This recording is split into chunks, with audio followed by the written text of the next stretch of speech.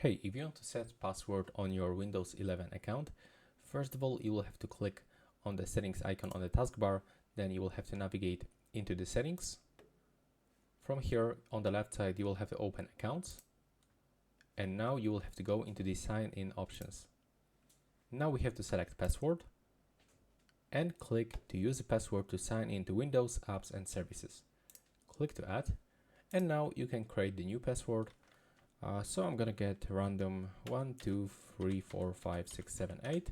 When you click on this icon with the left mouse button, you will be actually able to see your password. You have to confirm also with the same password.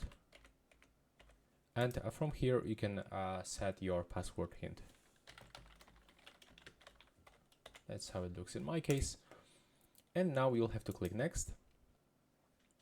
And as you can see, next time when we are going to sign in to this account, you will have to input this new password. So click finish, and now you successfully input your password. So that's all right now. Please subscribe to my channel and see you in the next one.